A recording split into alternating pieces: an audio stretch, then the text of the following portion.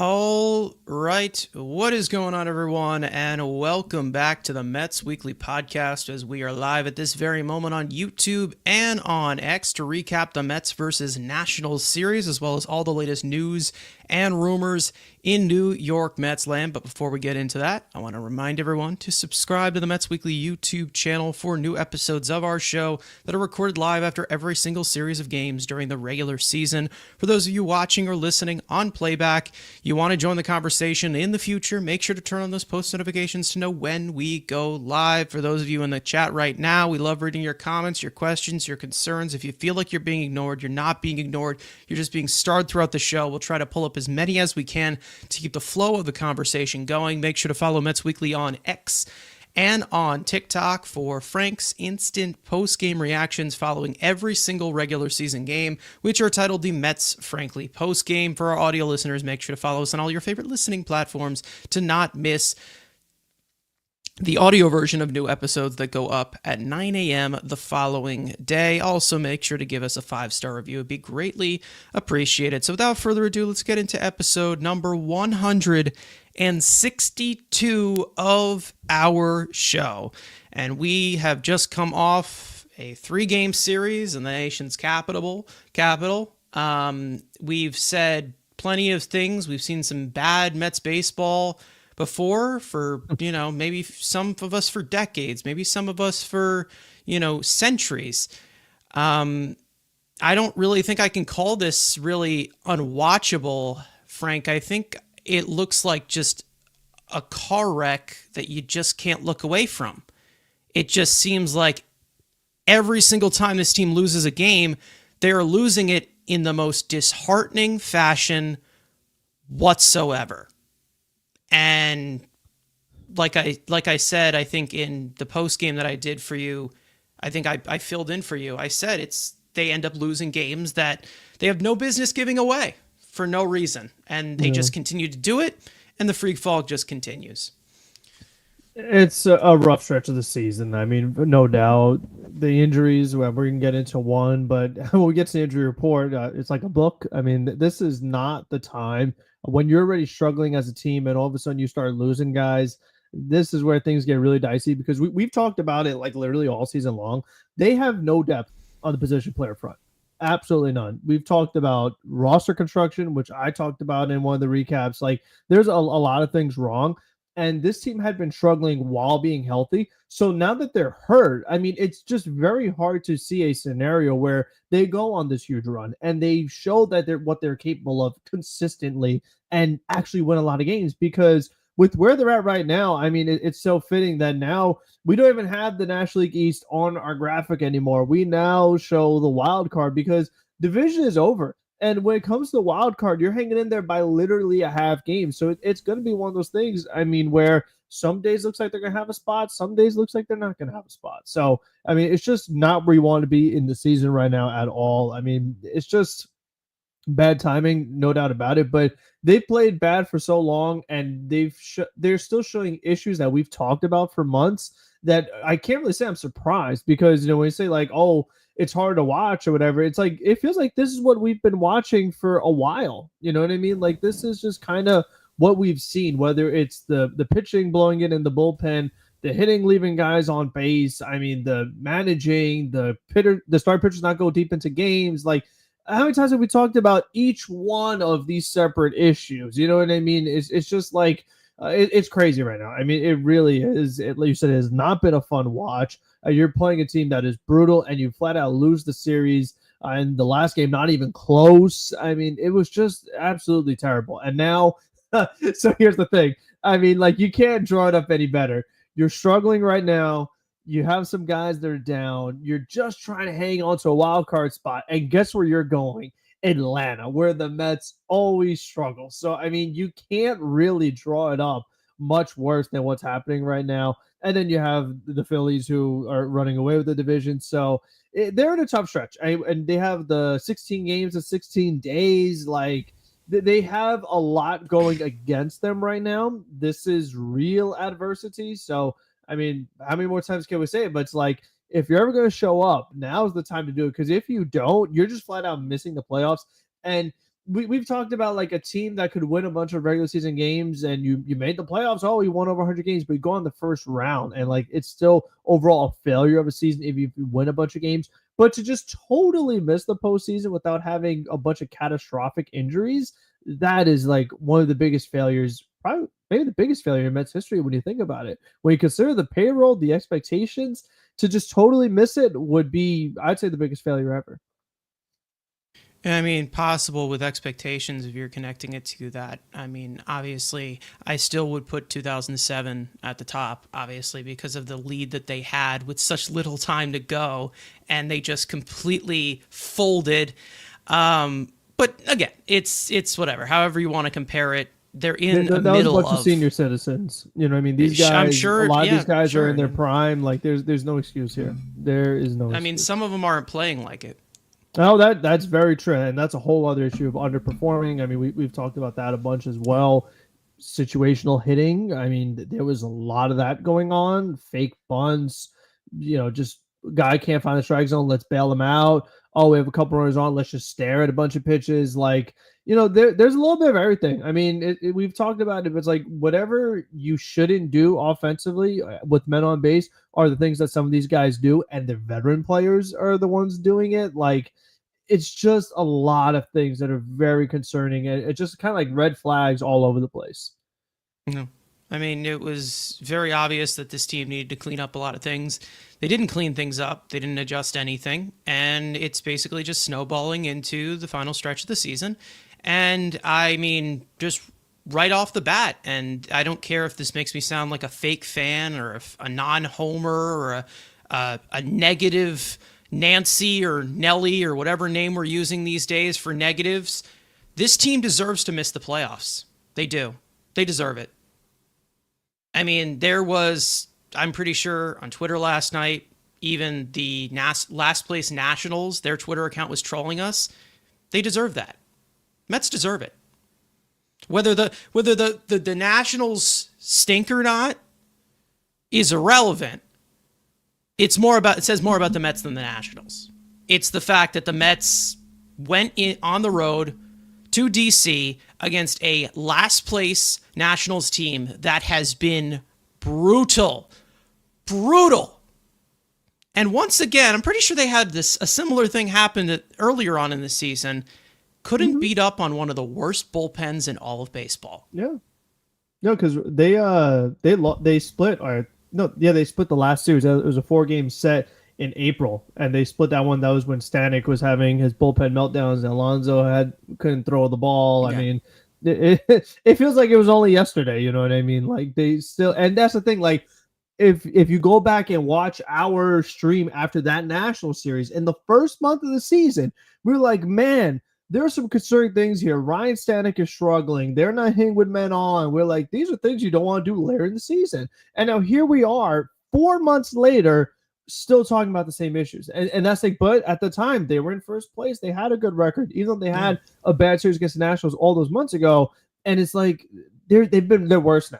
And it's just, it's crazy to think about it, but they've struggled all season long. They bailed out of it. They had close wins, but now they've been one of the worst teams in baseball for months. So this isn't a cold stretch. It's not just there's like, if you play like one of the worst teams in baseball, how could you make the playoffs? Like that's why I say if they deserve to miss it, because if you play like the worst, how do you go to the postseason off that? Like that doesn't make any sense. No, they had a great first 2 months that were decent to hold them up with a pitching staff that was doing so well. We talked about it at the beginning, got shit for it for the beginning, said it because we cared and not because we wanted to be right. We said it straight up. This team is not playing winning baseball, and things need to be cleaned up, whether they have a good win-loss record or not. It was not to sound negative, not to be different, not to stand out. It was to tell you that this team needed to fix issues or they were going to snowball and faceplant. And even if they made it into the playoffs, they were going to faceplant into there just like they did in 2022, and everything's going to rear its ugly head. So how long is it going to be until it's too late? I don't think it's too late yet, but we're getting really, really close. We're getting very, very close. And what I've been seeing for 127 games now that they have played, this is a team that deserves to miss the playoffs. I'm not going to sit here and try and advertise everything and say everything is good. They're about to get into the playoffs. That makes them a playoff team. The quality is not there. The quality of play hasn't been there. The quantity of wins was there for a second. They're just not, there's just a different feel to this team where you're like, okay, no one is just capable of getting the job done on a regular basis. Last year's team had issues. It did have issues. It had flaws. But when it came down to it, they came through. They were able to execute properly at the right time. This team, in timely fashion, has done none of that all season long. All season long. It's been brutal. It's always just the fact of how hard it is for them to put together 9 innings. Even when they win, it takes forever for this team to put together to put together 9 innings. It always seems like every single one of these games, even with the pitch clock, is over 3 hours. How is that possible? How is that possible? Not to mention, I'm pretty sure at this deadline, right? What did we emphasize? Bullpen to shorten up the game? These games seem to be even longer. It's been a complete disaster. Nobody is executing. No one. And even if somebody is executing, nobody else is doing that to help out.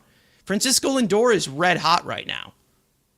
And he's looking like, the player that was carrying them towards the end of the season last year. But nobody else is there. Alonso disappeared in this series. Soto, after that 1 home run, nothing. Nimmo got hurt. McNeil got hurt. They even refused to use Marte at some times. They even refused to use Mauricio at some times. Frank, I'm sure you'll get into that because the utilization awful in this series, and I've cut Mendoza a lot of slack, but what are we doing here? What exactly are we doing here? I don't get it. I'm just really confused. I really am confused as to some of the thought process here, but I understand it because I've seen it all year. They haven't played good baseball. I've said it over and over again, and it sounds stupid, and it sounds like the dumbest thing you'll ever hear. But when you put it into perspective, there's a difference between winning baseball games and playing winning baseball. The Mets haven't played winning baseball. The Mets have not played sustainable winning baseball. And that's what you need to go over 162 games. They just haven't done it. They just haven't done it. When you can't point out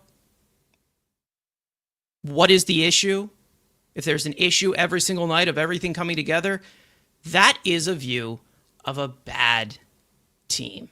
And that's what they have been since the beginning of May 1st. A below 500 team. Can you believe that? Out of the entirety of this season of them being above 500? Since May 1st. So that's a month into the season. They've been a below 500 team. So were we just being the haters, y'all? Or were we trying to point out that things weren't going to stick unless changes are made? And the changes weren't made. And overall, it's looked like a rough mailing it in year. And I'm not going to sit here and say, well, I got to point fingers at this person or this person. There's been plenty of aspects that have had rough years. David Stearns has had a rough year. We can all say he has had a rough year. Mendoza's had a rough year too. Plenty of players, plenty of departments have had a rough year too. But I'm not going to rally behind a $380 million payroll and say, it's okay, we'll get him next time. You're built to win. You're built to play winning baseball. You're built to be a good team. I haven't seen a good team since the beginning of May 1st. And to be honest, in April, they weren't firing at all cylinders either. It just hasn't, it's just felt yucky to watch all year. There's no consistency. There's nothing sure-handed about this team. Because, Frank, I'll ask you this question, and then we'll obviously move on to the key news here. Again, we say this pretty much every single year when our team is struggling. So every other year. Is there anything that this Mets team does well? Anything? Maybe throw out runners? That it? That's it. Yeah, I mean, controlling the running game, that's about it, because starting pitching, definitely not. Bullpen, no way. Offense, no way. So defense, no way. Like, there's nothing. They have literally nothing. And that's where I think it also does become more challenging as far as like, okay, well, let's say you do miss the playoffs and stealing bases. So they're good at preventing stealing bases and stealing some bases of their own.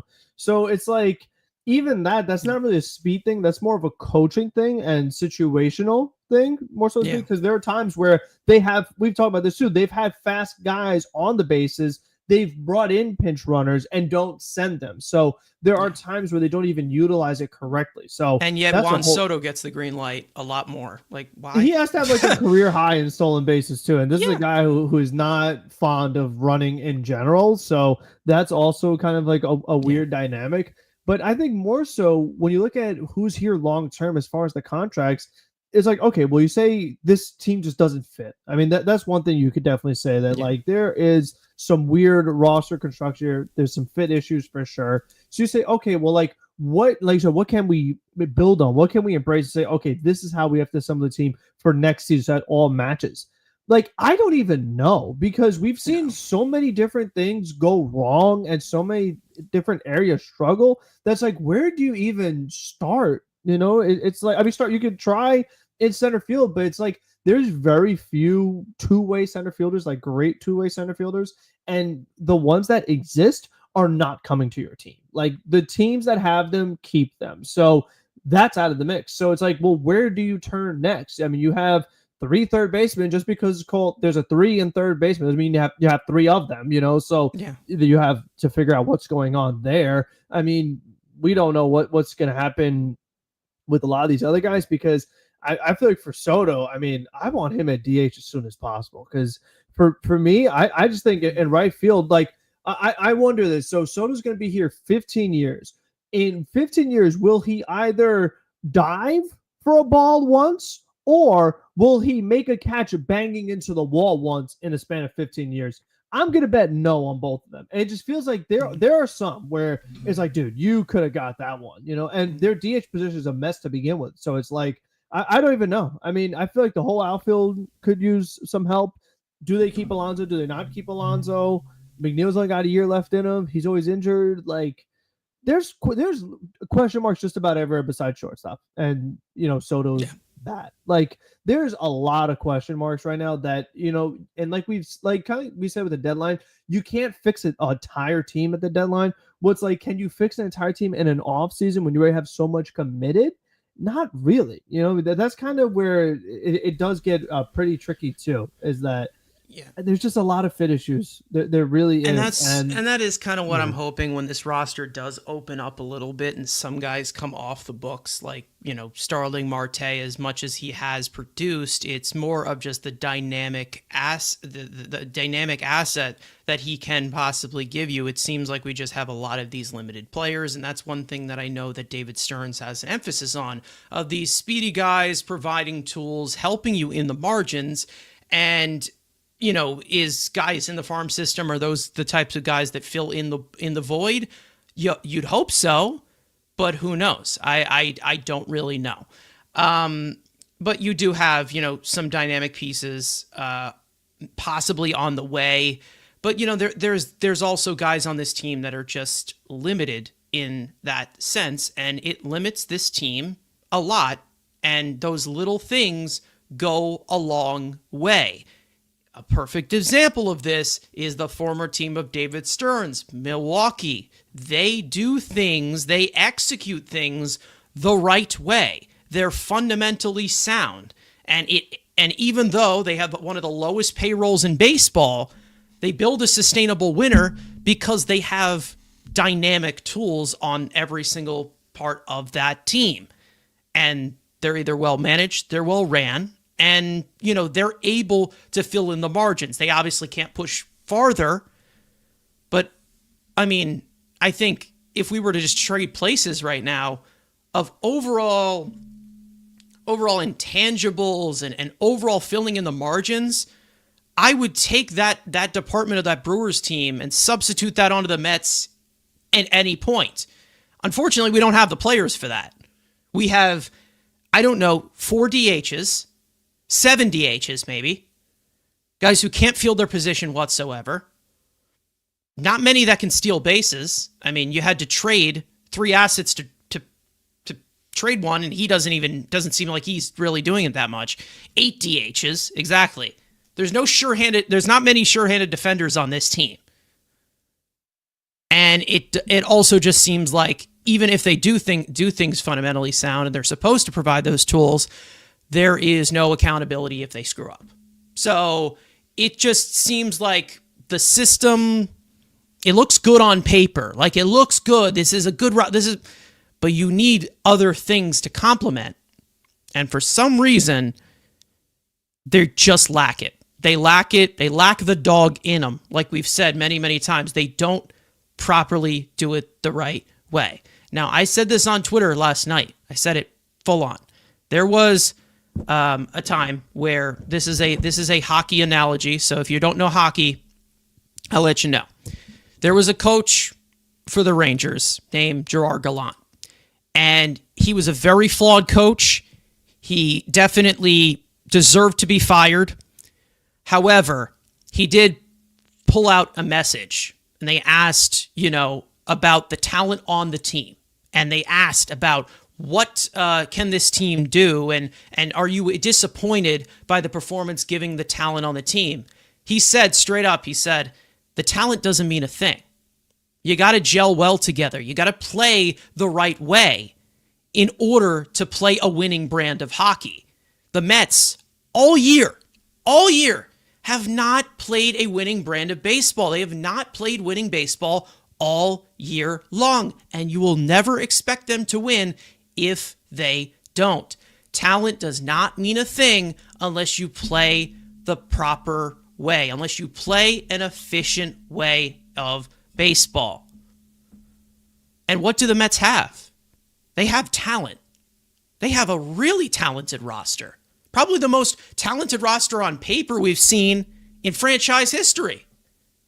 But for some reason, they just don't execute properly.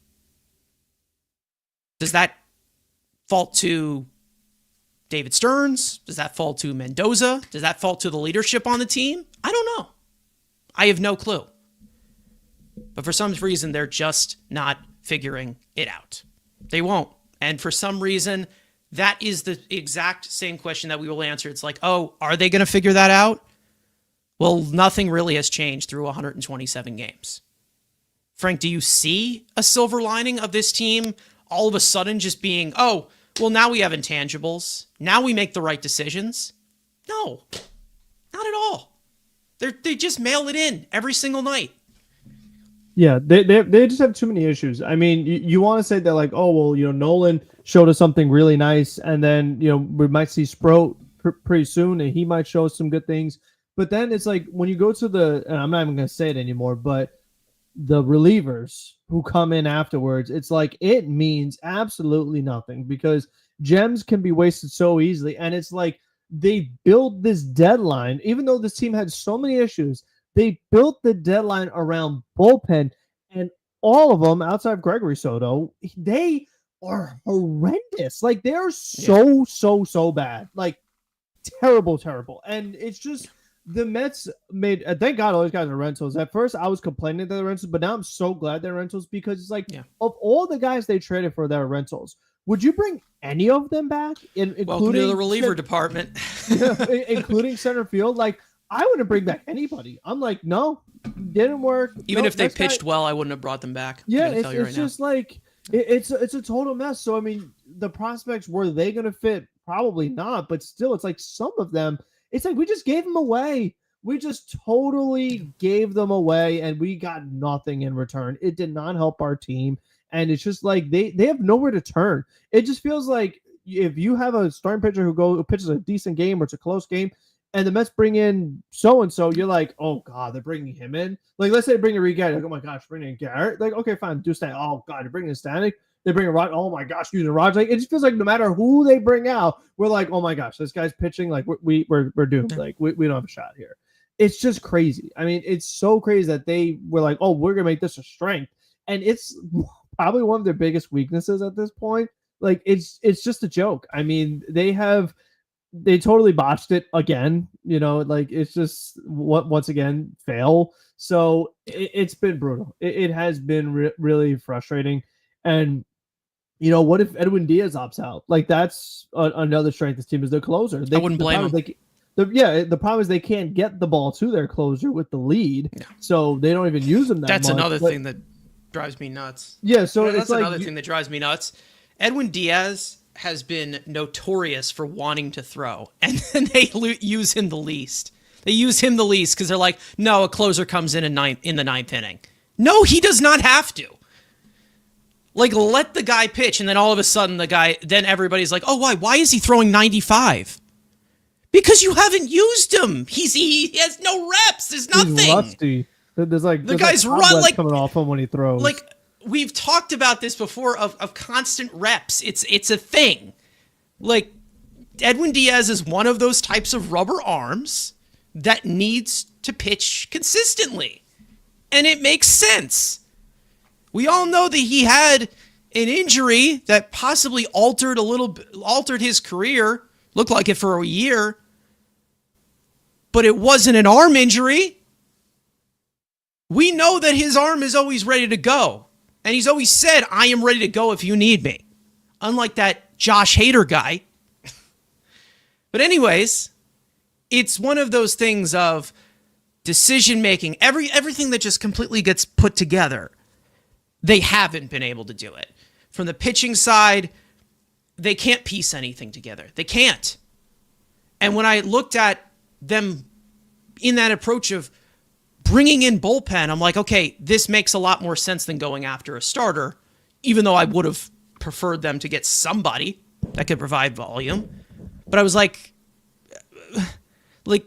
they were like, okay, let's shore up the bullpen. Let's give this depth, because we obviously need more options because our starters are struggling to go through games.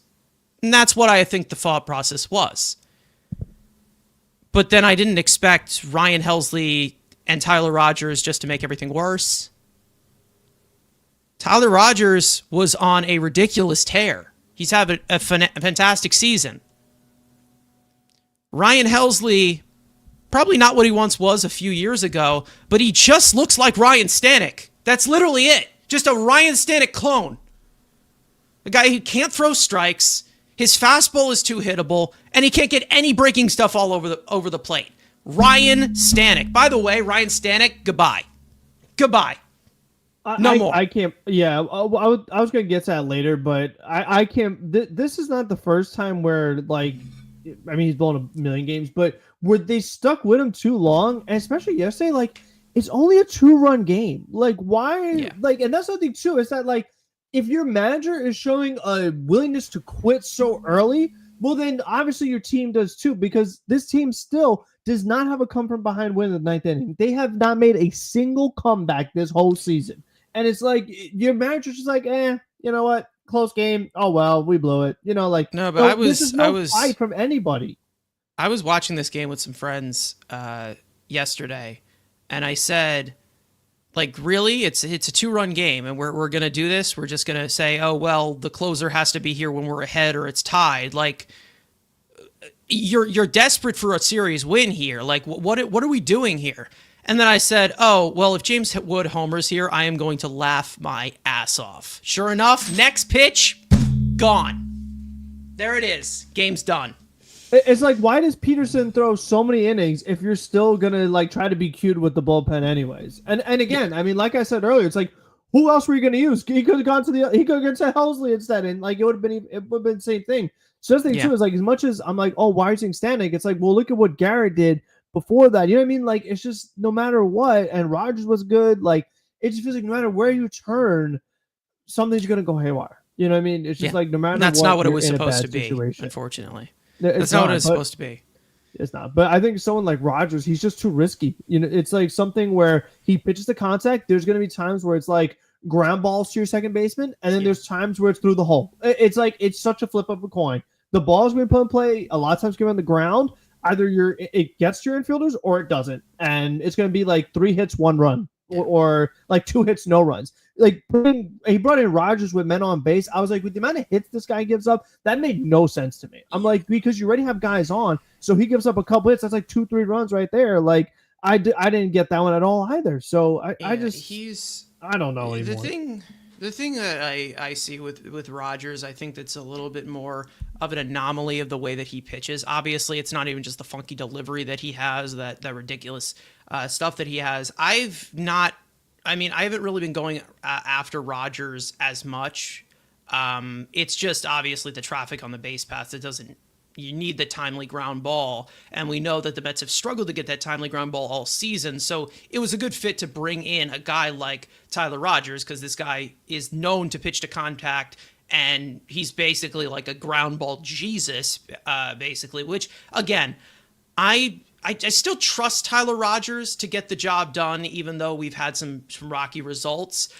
Ryan Helsley, I don't think I ever want to see that guy on the mound again. I really don't, because he's just a mess. He's a complete mess. I don't know. I mean, I understand they wanted an eighth inning guy or whatever, but I don't trust this guy against the bottom part of the lineup to set up to Diaz to the top part of the lineup. I don't trust him against the middle part of the lineup. I don't trust him against left-handed hitters who have been teeing off against him since he became a Met. Just looks terrible. Terrible. Awful. I don't care how many times you play Hell's Bells. We're in hell when we watch this guy pitch right now. He's a mess. Yeah, Complete mess. It's not like Yohan Duran was available, or Mason Miller, or No. like that. Yeah, and we got a report that they did not want to give up. What was it, like their top 5 or whatever for that, which I guess is understandable. However, this is like 5 years of control of Yohan Duran with Edwin Diaz's future uncertain. So again, that's the thing, that 2 guys that were listed that they didn't want to give up that I would have been willing to give up. But it's whatever. I understand not wanting to go for a big time closer and trading all of this stuff, but when he goes to a division rival, that's a tough pill to swallow. It is, and my bigger concern too is that, like we said, it's like the 2 guys who have saved this team in their respective departments, with men on base, Alonso, but then in the bullpen, Diaz, both of them being free agents. It's like, if there's somehow you didn't bring back both of them, this team would be like under 500.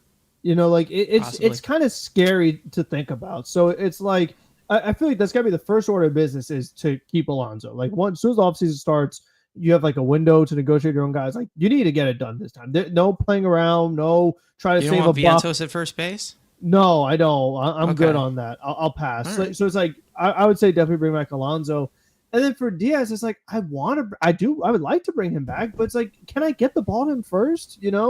I mean, that's the thing. It's just that, like, I want to get it there. So there's a lot of issues. I mean, we could go down the line of things that are concerning, like Mania we talk about the hit by pitches. I mean, the timing, it's like, I think, to me, this is my thing. I mean, you might be able to speak better on this. I think this new arm slot thing, it has its like pros and cons. I just feel like sometimes his release point, he's just like, he's so far off. I like, think when you're getting guys with 2 strikes, here's my opinion on this. You're like, what are you doing? Here's my opinion on this. Okay, I think when you're speaking about pros and cons here, I think pitching with loose bodies in your elbow is a big pro and con. I think that's the main reason as to why we're starting to see his arm just kind of give out second time through the order. And to be honest, we all know that it's coming. We all know that there's an issue that is going to be coming, whether it's loose bodies or there's something else. I'm not a doctor. I don't know what it's going to be. But again, it's one of those things. You can talk about this completely individually of what has been going on in this rotation. We'll talk about another pitcher that is a lot more notorious, even with him coming back from the injured list as well. Obviously, speaking of the injured list, I do want to get into today's show. Because we have not gotten into any of that. So, we're working overtime here, but there's a lot to say. Anyways, first thing I want to talk about is obviously a key injury, something that I feel like we've been talking about a little too much over these past 2 years, and that being Francisco Alvarez, who is once again going to the injured list due to a right thumb UCL sprain, and they said that he will be reevaluated about 10 to 14 days. When that does happen, he is going to require surgery, but he is going to attempt to play through it, and that depends on that condition in 2 weeks. They are going to test his ability to grip the bat and swing, as well as, frame the ball, throw the ball, to determine if he can return this season. Now, obviously, we know that this is an unfortunate injury, but this isn't the first time that it has happened. In 2024, he underwent surgery on his left thumb for a torn ligament. In mid-March, early on, he underwent surgery on his left hand to repair a fractured hamate bone back in mid-March, which derailed the first month of his season. So once again, Francisco Alvarez is on the injured list for another hand injury, his third in the last 2 days, and it's most likely looking like, once again, another lost season for Francisco Alvarez, which is the most unfortunate aspect to this, was what it looked like he was finally getting it going. It finally looked like Francisco Alvarez was looking like similar to the bat we saw in 2023. And once again, it gets derailed by injury. And I feel like when we talk about it happening once, it's unfortunate. Happening twice, unlucky. It's not great. And the guy can't catch a break. When it happens 3 times, and in this situation, all 3 times he did not injure himself while behind the plate. He is a catcher injuring his hand while not behind the plate 3 times. You're like, okay, what the hell is going on here? So once again, Francisco Alvarez is out. Luis Torrens will get most of the catching duties. Hayden Senga is back up here. And they just signed Ali Sanchez, who was with the organization in 2020 to a minor league contract. Onyx Vega was called up to AAA. But, I mean, Frank, I feel like this is a pinpoint discussion now multiple times. And I think we've learned the lesson now, and I hope he has. He's a young guy, and maybe he doesn't. I hope we learned the lesson. We are not sliding headfirst ever again.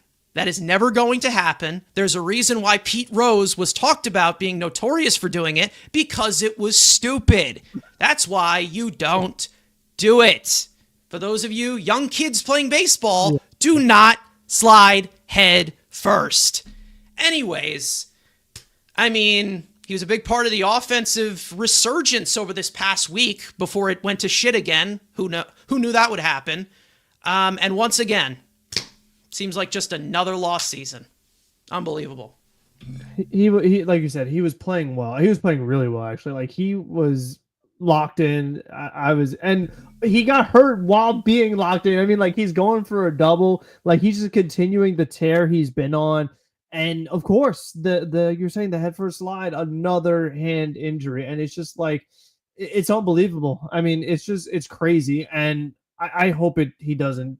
I don't even know. I feel like he's gonna keep doing it, but he can't. Like, you just cannot let him do it again. He has got to go feet first, because he's too important to the team. Like, I just think in general, guys should not be doing it as often as they do in the first place. You know what I mean? Dumb. Like, I just Stupid. think it is dumb.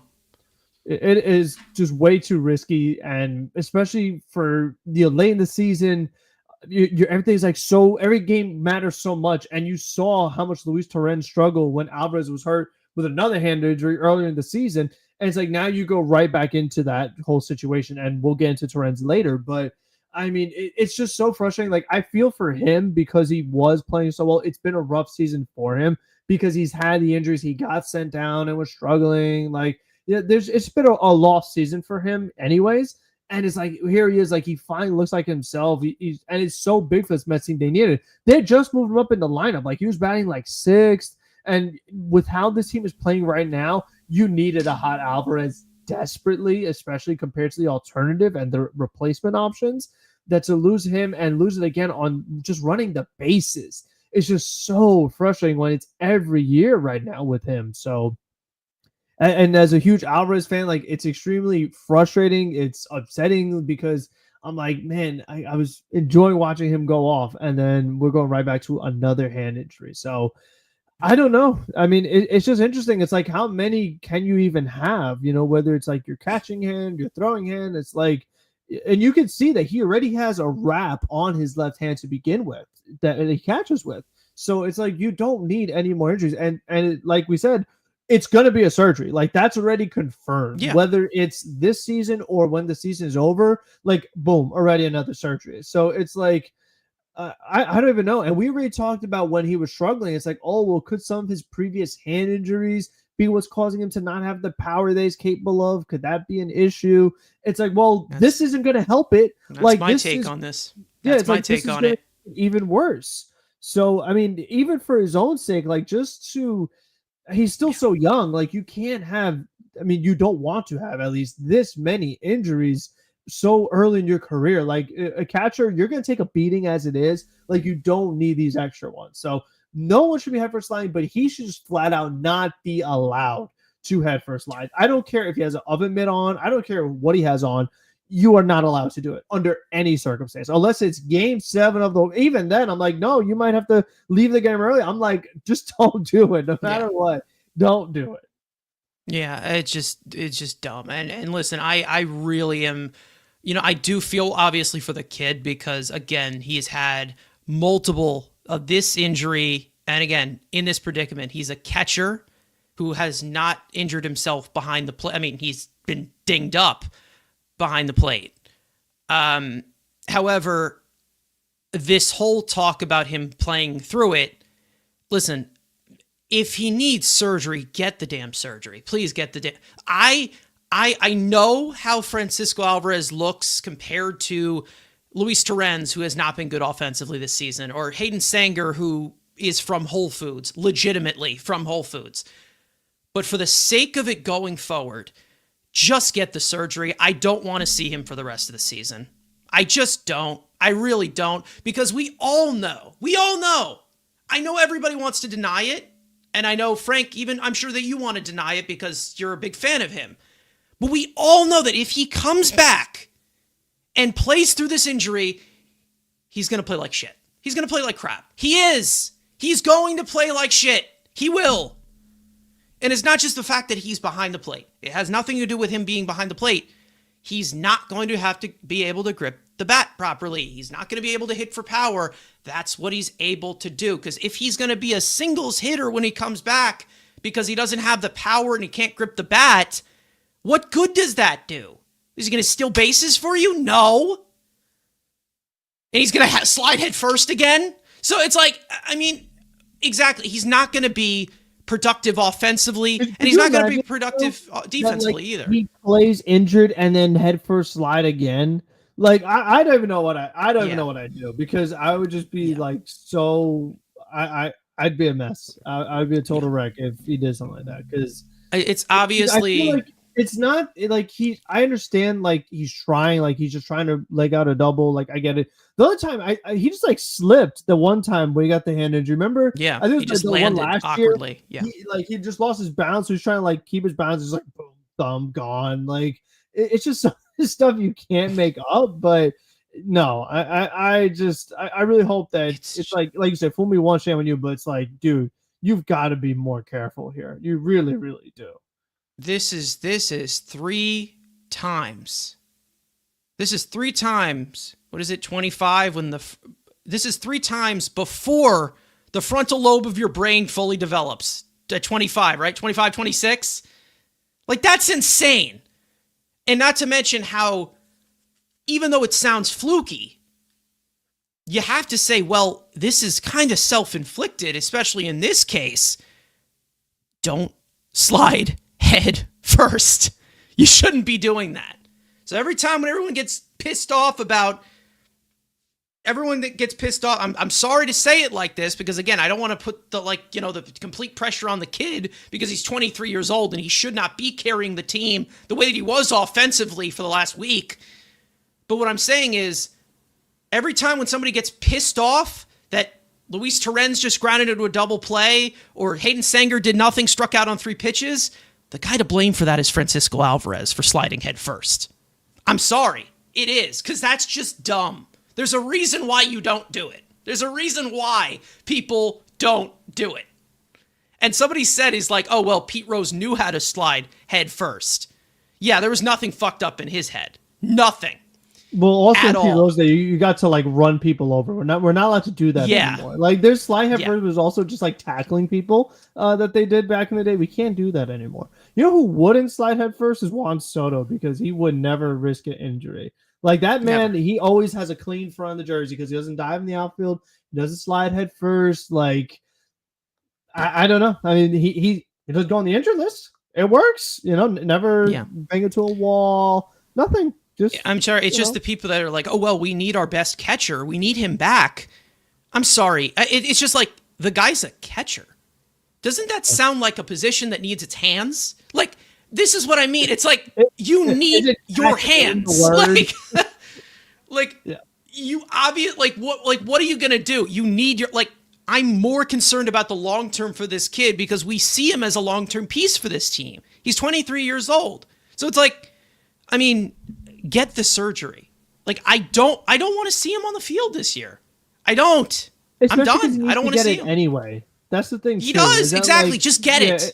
It's if you need it anyway, because I feel like him coming back, it's going to be the same exact production near the same exact production you're getting from Torrens or Senga right now. Yeah, that's literally how it feels. If he's out 2 weeks, he doesn't come back till September.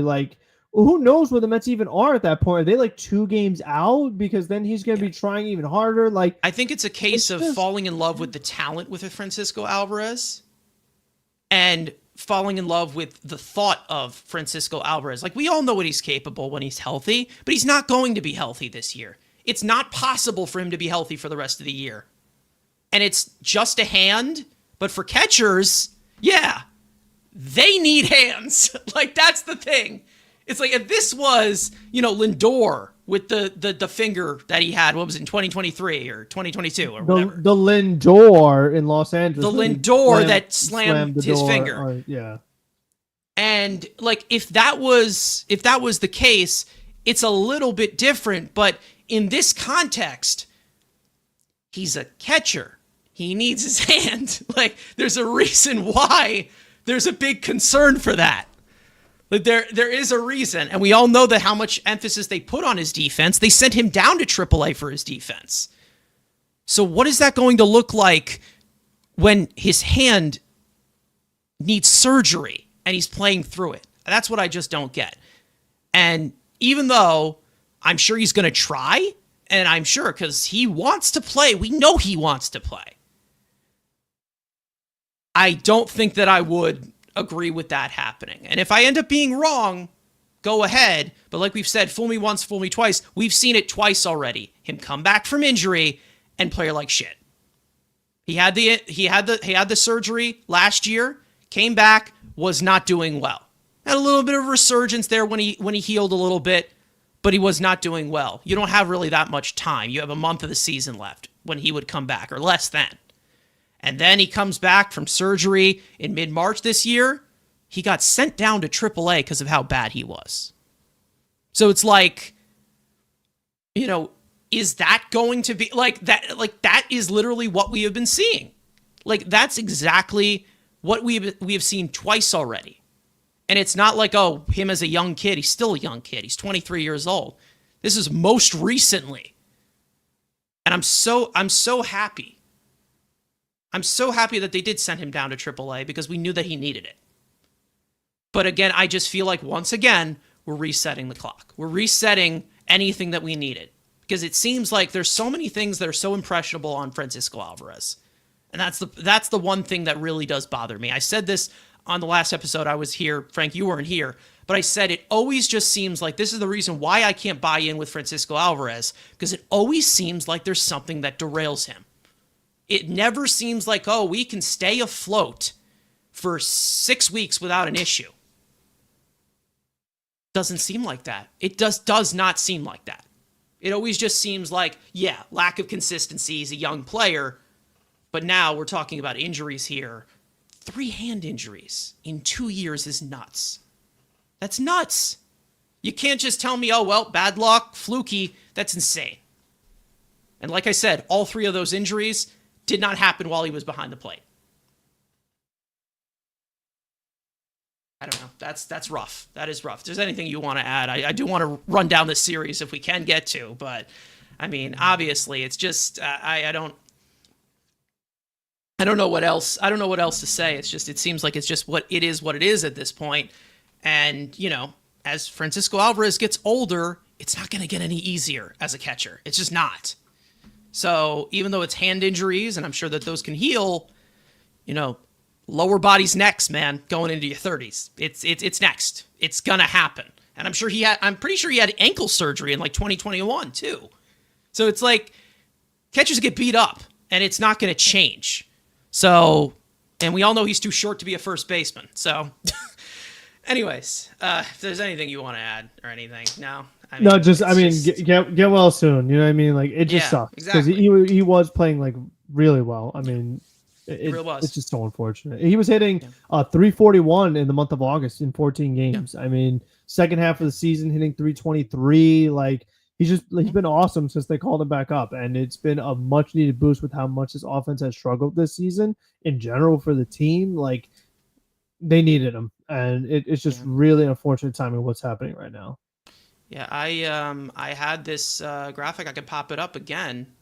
I had this graphic for the show, last episode, and I made it the day after he ends up getting injured. But like, here you go. I mean, he was doing really well. He was one of the main reasons as to why the team was staying afloat, at least. One of the few bright spots of the offense kind of making a little bit of resurgence over this past week. But again, timing is timing. And that's another reason as to why I'm like, well, what is this? What is this at this point? It always just seems like we're running into a wall and we just got to go right back to the start. I don't know. I feel like we've seen this multiple times already with Francisco Alvarez. And it's a very frustrating aspect, especially when you just talk about him. Pure talent-wise, you know it's there. You know the talent is there, and we know of the potential, but sometimes potential just isn't reached. Hopefully that doesn't happen with Francisco Alvarez. It's still early, but again, it's a rough sight to see when you know what he is capable of and what he could provide you going forward for many, many years to come. It's just been very, very rough. Okay, anyways, I know that we still have yet to run down this series. We've already vented plenty. So since we did just talk about an injury, Frank, I think I'm going to swing it to you for the injury report just to finish everything up because we've had a lot of guys drop dead over these last 72 hours. So, Frank, Halloween started early. We got a lot of zombies and all kinds of things going on. All right, so here is the injury report. Frank, it's all yours. We're starting off with Tyler Miguel. Mets starting pitcher is scheduled to throw another rehab start for AAA Syracuse on Sunday. Mets manager Carlos Mendoza stated that Miguel is expected to be stretched out to 70 pitches this time around. The 29-year-old right-hander has been on the injury list since mid-June with a right elbow sprain. Jose Siri, Mets outfielder, has been participating in a lot of baseball activity recently and is expected to begin a rehab assignment by next week. Siri has been on the injury list since late April due to a fractured tibia bone in his left leg that he suffered during fouling a ball off his shin. Jesse Winker, Mets outfielder / designated hitter, has been hitting in the batting cages, but not doing a lot of baseball activity. Mets manager specified that Winker has had some good days and bad days in recovering as continue a slow rehab process. The 31-year-old was placed on the injury list on July 31st due to back inflammation that he experienced less than 48 hours after being activated from a right oblique injury he suffered in May. Luis Angel Acuna, Mets outfielder, exited a game for AAA Syracuse on the seventh inning on Wednesday night after colliding with first baseman Nick York while sprinting up the line. The 23-year-old was reportedly removed from the game with a shoulder injury as he was able to walk off the field on his own power. I would hope so, because you shouldn't use your shoulder to walk. Acuna was not in the lineup for Syracuse last night due to the severity of the injury yet to be disclosed. Brandon Nimmo, Mets outfielder, exited Wednesday night's game in the second inning due to some neck stiffness. The next day, Mets manager stated that the discomfort didn't show much improvement overnight as he was not in the starting lineup on Thursday's afternoon game versus the Washington Nationals. The injury is not believed to be a major issue as Nimmo continues to receive treatment and is currently day-to-day. Jeff McNeil, Mets second baseman, was not in the Mets starting lineup yesterday due to some right shoulder soreness he's been dealing with over the past week. Mets manager specified that McNeil has been experiencing this discomfort while he throws, but not while he swings the bat. The 33-year-old was subbed into yesterday's game in the eighth inning as a pinch hitter and played the ninth inning in left field. McNeil underwent an MRI today, and the results came back clean, and he could be available off the bench tonight in Atlanta. The one I want to get into is Nimmo with the neck. I feel like this is a yearly thing. Yeah. Like we talk about Alvarez yearly with the hand. It feels like every year Nimmo has a neck thing that he needs like a few days and then he's back to normal. I hope that's the case again, but it's just like it feels like every year there's always like a little thing that pops up with his neck. And remember the one time he got the concussion testing like weeks and weeks, like a month later after banging into a wall in like Atlanta or something. So you never know with him, but overall, I hope he's going to be all right. Yeah, that's the only that's the only downside when you talk about Brandon Nimmo is will he be on the field? And obviously, it's been more consistent recently, but you know, as he gets older, you get a little bit of a concern. You do. As he gets older, but the thing is, when you talk about like stiffness, soreness between him and McNeil, these guys are in their 30s and they are playing every single day. So, like you said, you wonder if like maybe their bodies can't really handle that like the way they used to, because it just like the McNeil thing is just weird. Like he's not a pitcher. Why does he have shoulder soreness? You know, while throwing, you know, he doesn't do that much throwing. So that's kind of weird to me too. Yeah, I don't know, but it seems like it's just soreness with him because I think it's probably just basically due to motion or throwing motion, and that because if he's not in any pain when swinging the bat, I think that's a little different of something that can probably subside. But we'll see how it happens. Yeah, McNeil is not in the lineup tonight. 16 games in 16 days will do wonders for sorenesses and stiffnesses and all that stuff. So there's going to be no resting. Yeah, there's been plenty that we have been seeing, with lots of ding-ups. Nimmo and McNeil are not in the lineup tonight. Luis Torrens is not in the lineup either. He is banged up, apparently, but he seems to be Why don't you read this line to us? Because it sounds like it is going to be terrible if all these guys are out of it. I mean, let's hear. Should I use my PA announcer voice? I don't know. Please do. I mean, we need some kind of entertainment because we're not going to get it tonight from this Lindor, team. Soto, Marte, Alonso, Vientos, Beatty, Taylor, Mullins, and Senga. Oh, yeah, that bottom three is rough. To, yesterday's lineup, which wasn't very good either. Yeah. So. Yeah. Yeah. Anyways, Nolan McLean, I'm here for you. Yeah, I'm curious that they haven't tried. I don't even know anymore. I was wondering something like you put maybe Vientos at third and move Beatty to left field or something. You know what I mean? Like get Ronnie in there. I don't know. Like defense though. But lie. I mean, they can't score, so it's like you want brutal defense, you want brutal offense. I mean, they're not great defensively to begin with. You might as well get some like runs out of it. I don't know. Like you can't really sell me on Taylor and Mullins and the catcher situation. Lack of flexibility, lack of dynamic play. That's what it is. There's a lot who sucks the least? Yeah. Anyways, that's a tough one. Before we get into Atlanta, let's actually talk about what happened in D.C. Let's run it all down. An hour in, later than we've ever have done, ever. But other than that, let's get into this series. Obviously, with game one, David Peterson would start the series opener and go back to what he's been doing all season and then some. On the back of 9 ground ball outs, he'd toss 8 innings pitched, 4 hits, 1 earned run, 1 walk, 10 strikeouts on 96 pitches. The Mets bats would jump all over Jake Irving in the 3rd inning. After a 1-out double by Francisco Lindor and a walk to Juan Soto, Brandon Nimmo would get the Mets on the board with an RBI single. Jeff McNeil would add on with a 2-run double, and Mark Vientos would launch his 9th home run of the year, a 2-run shot to put up a fine run inning for New York. Brett Baty would lead off the 6th with his 14th home run of the year. Juan Soto would lead off the 7th with his 31st home run of the year, and Jeff McNeil would add on in the 9th with his 10th home run. He would add on in the 9th. Yes, okay.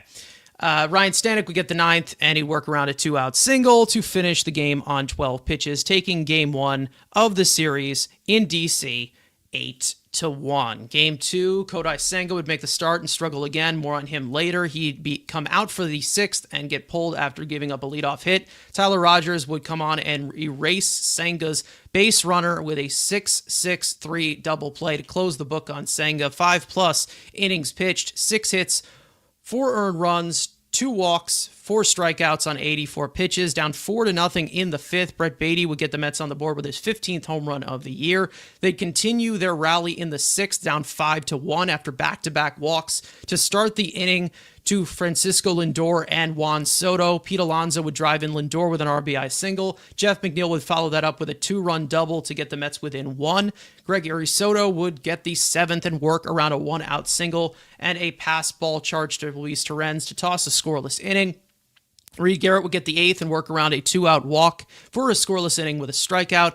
But despite the efforts of the bullpen, keeping the game as is, the Mets offense would fall short in the later innings, evening up the series with a Game 2 loss 5-4. And in Game 3, Sean Manaea would make the start and begin his day with his best swing and miss stuff, but fall apart in the middle innings. He'd be pulled for Tyler Rogers with the bases loaded, who would allow 2 of Manaea's base runners to score on a 2-run single by Riley Adams, but he'd finish the inning to close the book on Manaea. 4 2/3 innings pitched, 3 hits, 4 earned runs, 1 walk, 8 strikeouts on 91 pitches. The Mets would jump in front right away in the first inning as Francisco Lindor would lead off with his 25th home run of the season. Starling Marte would add on in the 3rd with a solo home run of his own, his 7th of the year. And after a 1-out single by Brett Baty, a walk to Tyrone Taylor, and a single by Cedric Mullins to load the bases, Hayden Sanger would collect his first Major League RBI with a sacrifice fly, extending the Mets' lead to 3-0. Down 4-3 after Manaea's implosion, Tyler Rogers would come back out for the 6th and allow an earned run after a single and a stolen base, as Cedric Mullins would drop a line drive in center field. Brooks Raley would come on and finish the inning, striking out James Wood, and he would come back out for the 7th inning and toss a scoreless inning with 2 strikeouts. Ryan Stanek would pitch the 8th, and he would put the game completely out of reach, capped off by a 3-run homer to James Wood. The Mets offense would fall asleep against one of the worst bullpens in all of baseball to lose the series and lose in Game 3, 9-3. The Mets are now 67-60 on the season, falling 7 games behind the Phillies for first place in the National League East, and going into tonight with a half a game lead over Cincinnati for the final NL wild card spot. Again, there's some things that we can break down in this series. Obviously, we pushed a lot of the time, a lot of ranting to do here. I think that we can take the conversation wherever it goes, but I think it's the best way to kind of recap this is just with studs and duds, and then we can just, continue the conversation that way. So one player in this series that was really, really good, one that was not, and plenty of options to choose from, a variety. Frank, I'll go to you, your stud for this series. I mean, for the good one, I mean, the only one I really could pick is David Peterson. I mean, he goes 8 innings, Strikes out 10. I mean, he needed a bounce back start after his most recent before this. And with how we've talked about the Mets starting pitcher struggling to go deep into games, their Pearson building one able to provide them the length, the volume. And it's the first day of this big stretch of games, a bunch of games in a row. It's like, wow, like how perfect is it that you got that performance? What the Mets ended up doing with it the next couple of days didn't make it as important, but overall it still happened, and they needed to win something, so that was good. And then the rest of it just kind of fell apart. Yeah. I think Francisco Lindor is the other one that you can put into the spotlight. He's actually been swinging a really good bat recently. It seems like that toe is healed. Like it seems like the timeline of the toe.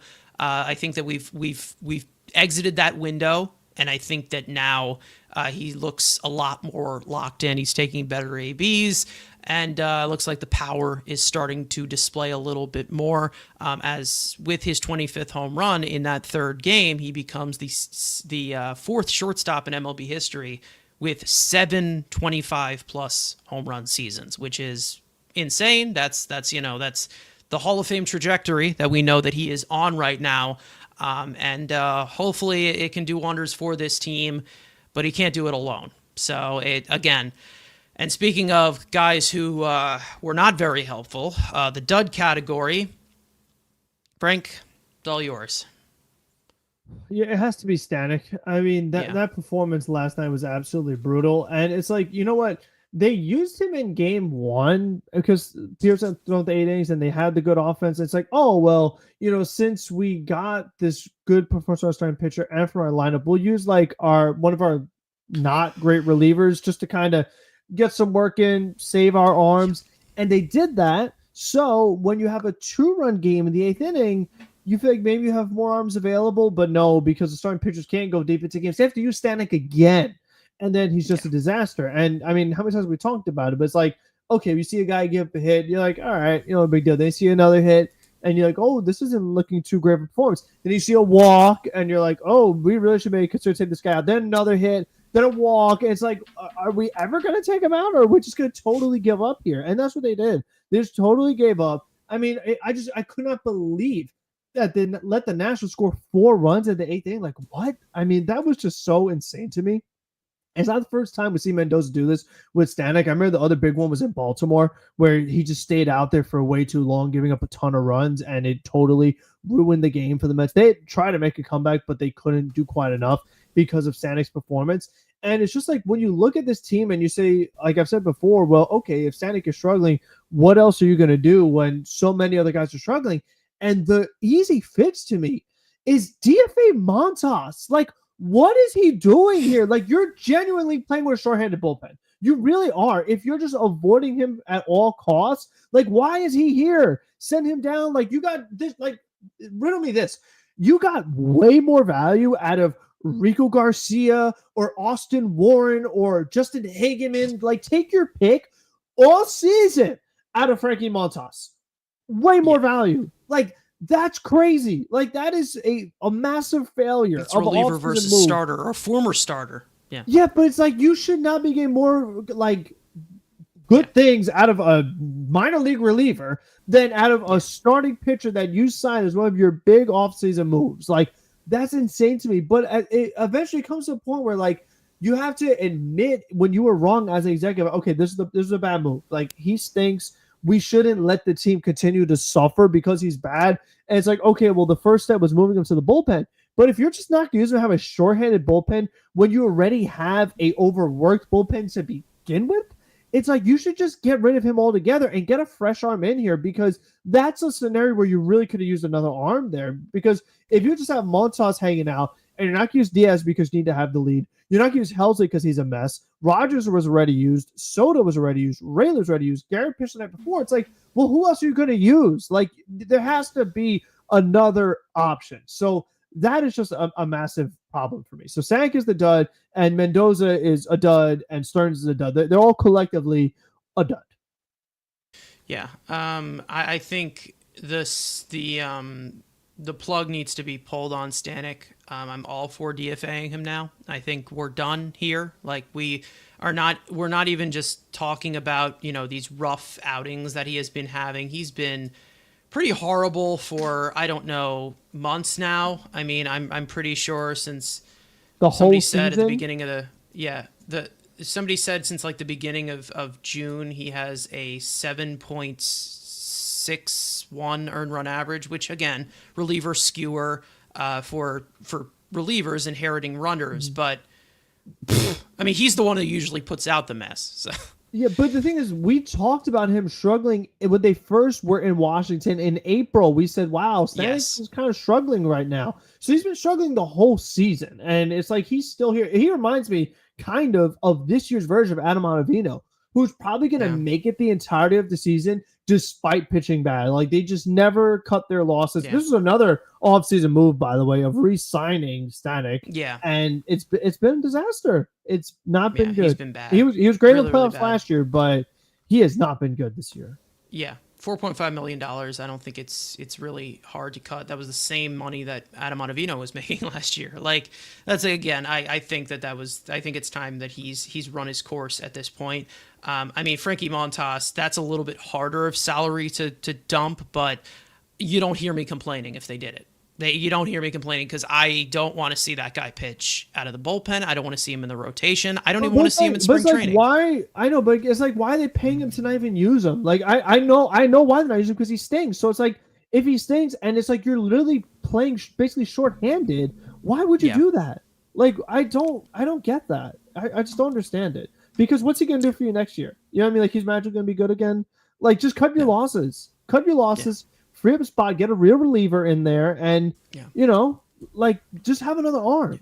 It's just I said this on dumb. Twitter last week. Actually, I said I fully believe that Frankie Montas came to spring training completely out of shape, got hurt because of it, and again, that's not an excuse, but it explains a lot. Like again, he has never been a skinny guy. Like we know he's always been a hefty guy, but we've had other podcasters who's been on here before. Keith, he even talked about like him. He kind of looks like he was like he was grimacing a little bit during spring training. He ends up getting hurt like the next day, and it ends up being announced he has a lat strain or whatever. Misses a decent amount of the season. I mean, it's cut the loss He's the already. heaviest This guy on the team. is he the heaviest guy on the He team? is. Wow. He's 10 Wow. pounds heavier than Alonso. Did Pete get thin? He might Does have. Pete have nice thunder thighs now? Yeah. And also considering like his height, like there's some there's some concerns here. Yeah, no, Yeah, I don't nobody know. wants to see it. Again, I don't know, again, but I'm not like, his everyday scale. because I'm not his like he nutrition, didn't but even do anything. Like nutritionist. he But literally got here hurt. Like how like yeah, that didn't make like how does that even happen? You have to yeah. ask him. I How am can that convinced. happen? I really am convinced that I think he came to spring training completely out of shape. Like I really do. And I understand like that's kind of for pitchers to get ready for pitchers and catchers, but like with the intensity of this game right now, I mean, you got to be somewhere. Like I understand not being completely stretched out or not, having feel for your pit, but like I genuinely think he just came here completely out of shape and in no regard for what was going forward because he got his 17 million and he just dipped out. I tried to be patient with it, but no, this is a dud. This is a complete dud. And even though my dud, obviously for this series, I think we're going to actually just talk about him in a little bit.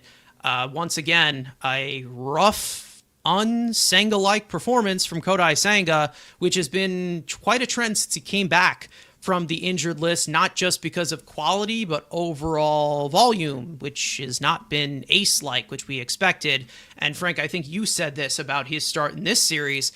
That's not good enough. It just isn't good enough. There's no way to say that that is good enough, whether he is seen as the ace or not. We expected a lot more from him, and that we're continuing to see this snowball. It's not looking good. It isn't looking good as of right now. Some other things from this series. Obviously, Frank, there was something you were talking about with like not substituting some guys in, obviously, which I think is a good conversation to have. I want to Yeah. I want to get into that. Oh yes. Yeah, go ahead. It's all Yeah, yours. so it's game two. I mean that's the one you Yeah. have to really look at because this is a one-run game. So when you lose by one run, like there are some decisions that could be deciding factors, and it's like you have to think about like as the game is going along. Okay, well, what's the most important time in the game? And you can't. I mean, it reminded it was managing scared is what I felt like Mendoza was doing here. It was kind of like I used to talk about with Buck Showalter. It's like we're playing for emergencies. We're playing the oh, but what if game. Oh, but what if this happens later? What if that happens later? Like, what if lightning comes and strikes my backup catcher and I have no catcher? Like, that's the way they're managing this. If you have a close game and the bases are loaded with one out, the bottom of the order, and you have a bench bat readily available, use it. Like, this was Yeah. your chance to take the lead because when else are you going to get bases loaded one out in the game? It's right in the sixth inning. There's not that many innings left. Like, it was just on a silver platter for them. It's like, even if they want to give me the excuse, well, oh, what if the backup catcher gets hurt? Well, what about Mullins? Like, Mullins has not been good offensively this year for the Mets. So it's like, No. what does Mauricio do? Like, if Mauricio doesn't play at all, why is he here? And it's like, if you do that, you have Tyrone Taylor on the bench as replacement. If you're not going to do that, well, why is Tyrone Taylor here?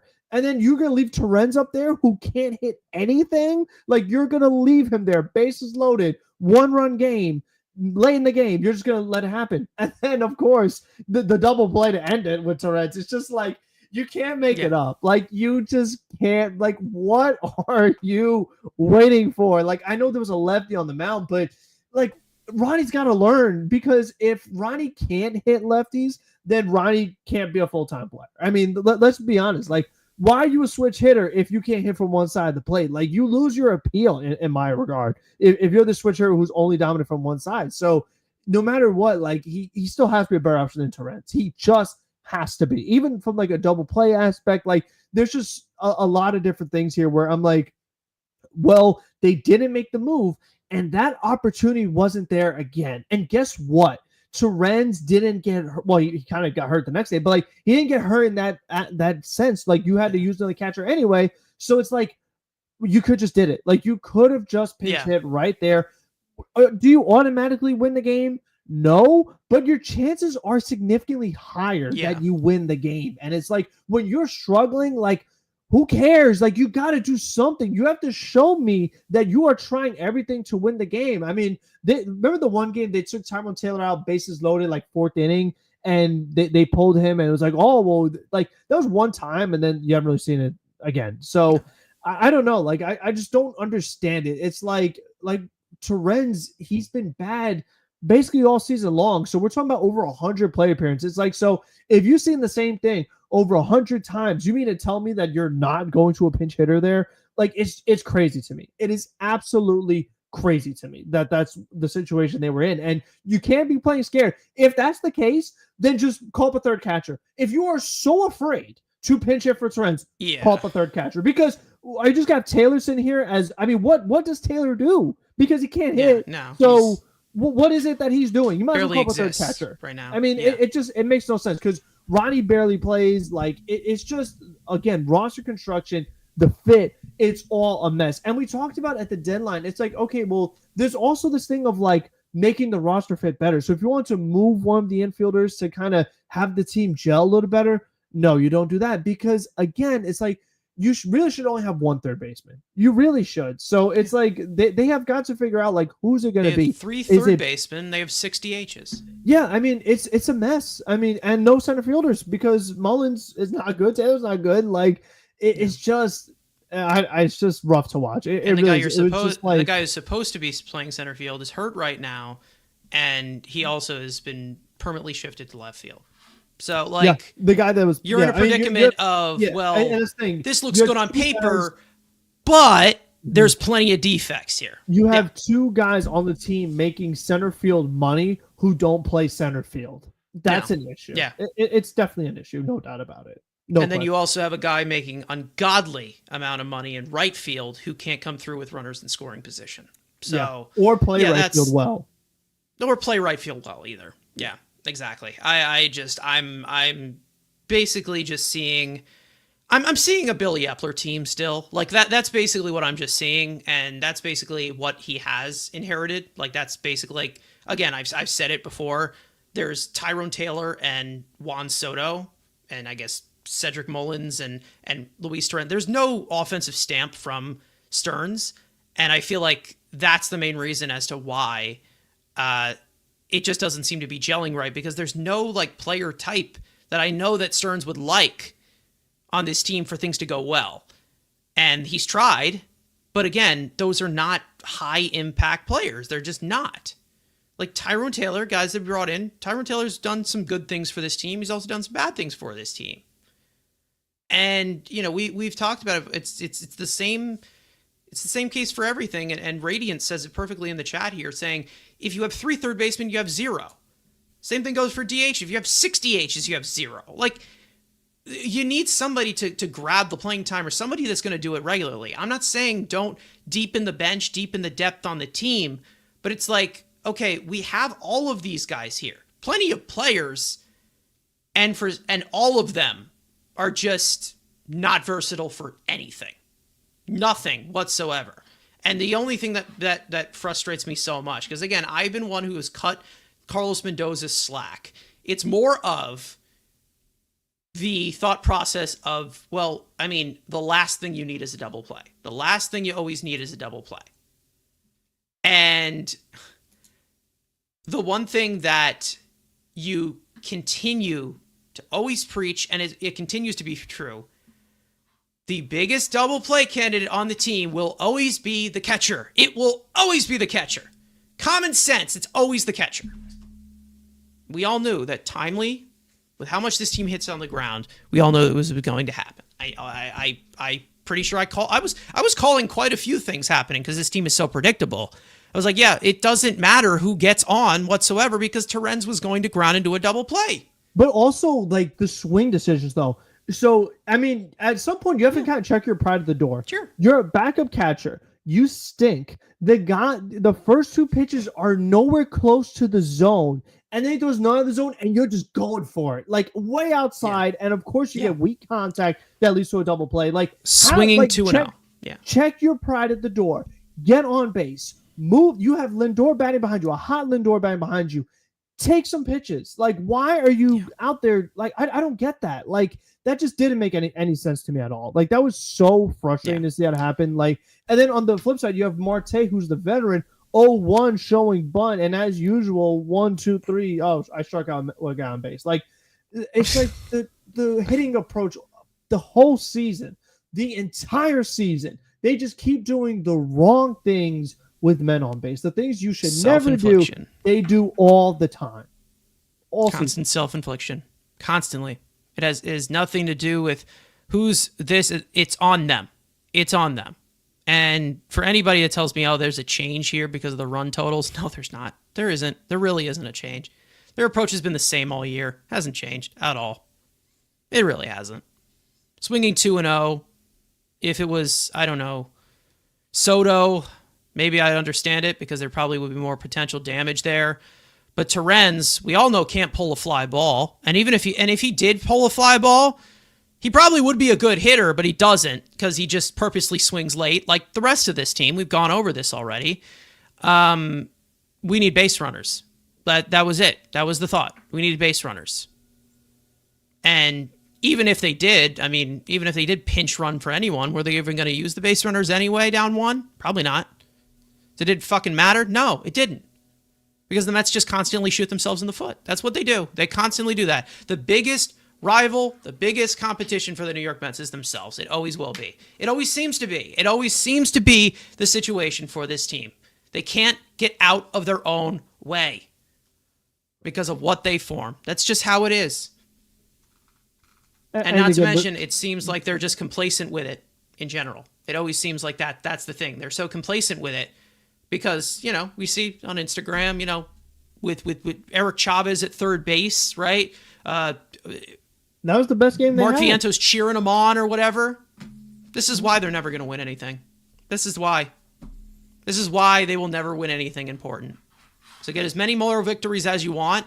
If this continues, and it has continued throughout 127 games, Like I said at the top of the show, this team deserves to miss the playoffs. They deserve it. They deserve to miss the playoffs. Speaking of, let's get into another aspect that has been disappointing, probably for about, 6 weeks, 7 weeks at least, and that being Kodai Senga, who has really, really been struggling ever since coming back from the injured list. Not only has there been the constant patented issue with everybody in this rotation of going deep into the game, there has also been a lot of bad starts from Kodai Senga where he's been completely blown up. And it has been very, very telling, obviously, before everything went down, before that injury, when he had a low-grade hamstring strain. Ever since then, 5.23 earned run average. That's not great. That's in 31 innings because he's not going deep into games whatsoever. Not striking guys out. Walks are even more up. And he's not straining runners the way that he was. And it just has been affecting this team. Also, one thing that we barely see from Kodai Senga, barely, giving up a lot of home runs too recently. He has been doing that a lot, which is one thing you barely see with Kodai Senga. Even when he's struggling to miss bats, you rarely see him give up home runs. It's very rare. Recently, like we said, these last 7 starts, you see the game logs right here. He's had 5 2/3 innings in the second to last, or the start before that he's had in this series against Atlanta. Other than that, 4 innings, 3 innings, 5 innings, 4 innings, 4 1/3, 5 innings, goes out there for the 6th, doesn't even get an out, gives up a leadoff hit, gets pulled, which we've seen plenty of times happen with Clay Holmes and Shamania. We've seen that happen so many times where they just bring them out for that inning and they give up a leadoff hit, they take them out, which makes absolutely no sense whatsoever why they do that. Senga has not been sharp. He has not been ace material whatsoever recently. The walks are up, the strikeouts are down, and he is just not pitching to the Kodai Senga that we have been expecting. And that's one thing that we knew that we were relying on him. And I think it's really starting to come into question. Can we actually rely on him? Can we rely on him to stay healthy? Can we rely on him to go deep into the game? Can we rely on him giving us consistency? Can we rely on him being the center focal point of this rotation? Frank, I think it's easy to say that recently, if you were to ask me that question, I think the answer is no. I really do, because right now, this is bad. This has been really, really bad. And I'm not saying that he was going to keep up a sub-2 ERA like he was at the beginning of the season, but this is horrendous. Like, this is just not helping at all. It's making it worse. So it's like, does it have to do with the injury? But like, also, we have the factors of, can this guy even stay healthy? I mean, another thing of like, similar to Alvarez, we're always getting derailed here. Like, it always seems like we don't respond well to any adversity whatsoever. Seems like that's the same thing for Senga, especially recently. It's an issue. I mean, like you said, in the first half, he was pitching amazing. 14 starts, ERA of 139. I mean, he was well on his way to being the best pitcher in the league. And then he has the injury, and ever since he's come back, second half of the season, ERA of 6. I mean, like you said, was he going to keep an ERA low ones? No. But to have an ERA of 6, to be like one of the worst pitchers in the league for a few starts in a row now, that's concerning. It just feels like even if he does give you like an all right start, 5 innings for an ace is just not enough. Like it's just not good enough. They need a whole lot more with how this bullpen has performed and the way that Clay Holmes, Shamania, the way they've struggled to go deep into games. It's like, well, you need your ace to be the one to do it. They're lucky that they've gotten as much as they have from Peterson, but it's like Senga was supposed to be the guy. Maybe not that extent, but definitely giving you more than what he has given. And that was supposed to be a big thing for this team, is that, last year they didn't have him, and in the playoffs he was a mess, coming back from an injury. So it's like you have that to go back again. It's like, is he fully healthy, or mechanics all in sort? Because he just doesn't seem like himself. I mean, it feels like he can't command the zone the way he wants to, walking the bottom half of the order too much. Like it just does not seem like the Senga that we obviously know he's capable of. But it's been going on for quite a few starts in a row now. So it's like, well, what do we have to do to actually, get the most out of this guy? Because this is now year 3, and we're still seeing these, like, injuries. And one was Alonso inflicted, don't get me wrong, but we're seeing injuries and then not being able to, like, come back from it. So it's like, well, why are you back if you're going to be pitching like this? You know what I mean? It's like, if you're not ready, then you're not ready. I mean, that's the thing that we've talked about too. But it's like, we understand playing hurt to a certain extent, but if it's hurting the team because you can't play good because of your injury, then don't play. I mean, you really have, again, you got to have some self-awareness and just be like, I don't have it right now. I need to really rest up, make sure that when I come back, I can actually help the team, because these kind of performances, they're not helping. So I am curious to see how it goes. And if they do call Sproat because of this whole 16 games, whatever, they would go to a 6-man rotation finally. So we'll see if that helps at all. But I mean, he needs to get it going, because we only have a couple years left on this deal. So I can't, me personally, I can't go into next season being like, oh, well, I have an ace. I don't know if I do. I mean, and if I do, I can't rely on him to be there the whole season for me, because no matter you what, do have an ace. it just feels. Well, I did Pearson, but it's just like, yeah. I feel like I'm either an injury or I'm just there's something that's gonna, like, say with Alvarez, is something that's gonna come up that I'm like, I'm not gonna be able to get the most out of it that I should. If you get 6 days of rest or 5 days of rest or that extra day of rest, you expect them to be more fresh the next start. And the fact that we are still seeing from him that he's struggling to get through 5 innings, it's like, why are we making so many accommodations where this is just, it's not working out? Like, it isn't. And to be honest, when he did, I think that there was a little bit of, regression due at the beginning of the season when he was on that insane tear, or ERA-wise, there definitely was. Because he was allowing a decent amount of base runners. He had a decent amount of good defense behind him. He got the good defense behind him. And he was, inducing the ground balls or whatever. Strikeouts were down, and he was going to have to, dial up the strikeout stuff.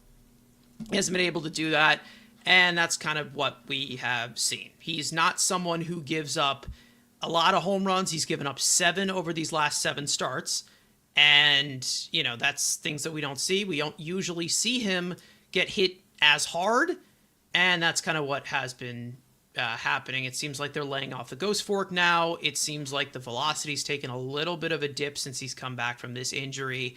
And it's not just the fact of, well, this is an excuse. This is it. We can say, well, he's playing injured.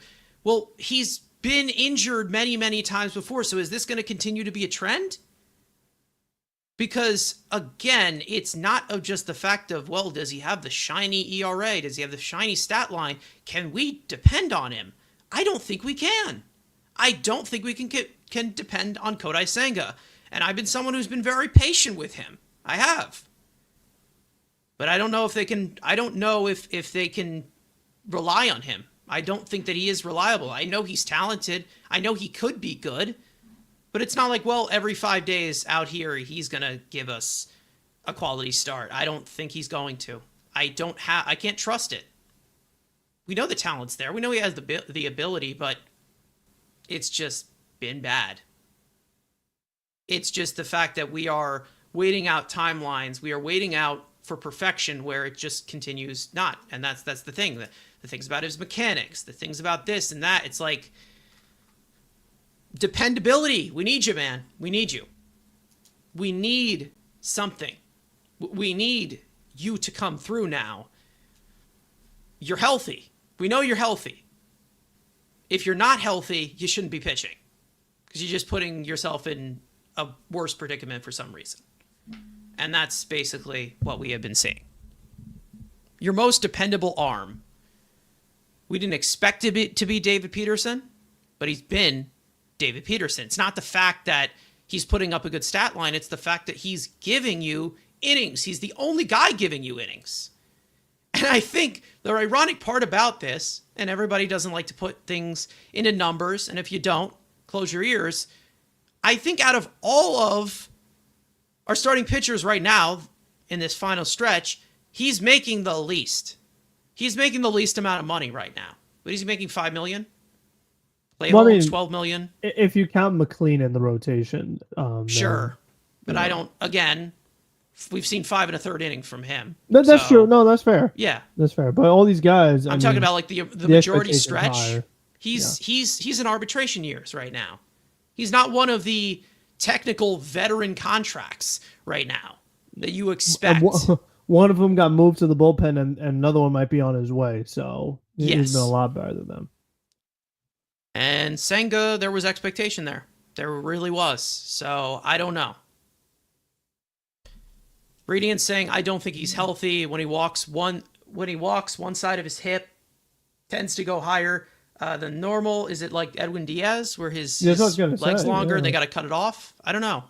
But it also goes into the factor of frustration with, okay, is he not healthy? But we've already seen this multiple times before already. So it's like, it's not just like, oh, well, give him a break. He's not healthy. Well, this continues to be an issue. Like that's just another thing. It's like, that's another issue that it continues to be. It's like, we're making these accommodations a lot for Kodai Senga, but it's like, when you're not coming through, you're not performing, we got an issue here. It's about dependability, who's available, and that's basically how pitching staffs are. It's a different game now. The death of the ace. I mean, that's basically what it's been recently. You don't get the same that you used to. You don't have a Tom Seaver coming out of thin air anymore. You never will. It's not going to happen. You don't even have the Max Scherzers or the Justin Verlanders in their prime where they pitch all these innings. It's different now. It's about availability, and he hasn't been available, and he hasn't been dependable, and he's got to step it up, or we're going to have some very uncomfortable conversations about Kodai Senga, what we're having going forward. Because if he can't anchor this rotation with a lot of these young guys coming up here, who are not going to be stars instantly, then we got an issue. Because David Peterson's not going to be here for so long. You never know. Maybe they extend him, maybe they don't. But he's a free agent after next year. So, I don't know. Again, hopefully he's looked at as a future piece. I hope. But this is rough. This is very, very rough. Anyways, let's move on into what we have upcoming, and that is a series in the House of Horrors known as Atlanta, because this is exactly where you want to be playing baseball during this part of the season. And listen, I don't care if the Braves are in a downfall right now. We all know that does not matter, because they've kicked our ass plenty this season, even with this whole downfall of them starting 0-8 and everything. Does it really, really matter? Matchups matter, and the Braves continue to have our number. So we go into Atlanta tonight, and for game one, there's a little bit exciting stuff to watch, obviously. Nolan McLean, Mets pitching prospect. He will be making his second MLB start following an impressive debut. He'll face the 27-year-old southpaw Joey Wentz. First pitch is tonight at 7:15 p.m. Eastern Time. Somebody asked in the chat, where is it? It's on Apple TV. Unfortunately, that's where the game is going to be streamed tonight. Game two, Clay Holmes will get the start. He'll face the right-hander Cal Quantrill, who the Braves acquired just yesterday off of waivers. That's how desperate they are with starting pitching from Colorado. First pitch is tomorrow night at 7:15 p.m. Eastern Time on SNY. Game 3, David Peterson will get the series finale coming off 8 brilliant innings in D.C. He'll face the 26-year-old right-hander Bryce Elder.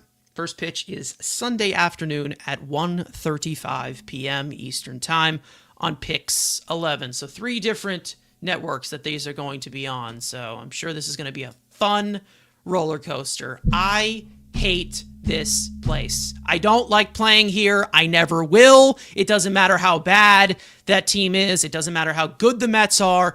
I hate Atlanta. I think everybody can agree. Everyone can agree they hate the ballpark, they hate the team, they don't like playing there. All the Braves fans that will talk trash to Mets fans, We're scared. We are. We are scared. We don't want to be here. I don't like them.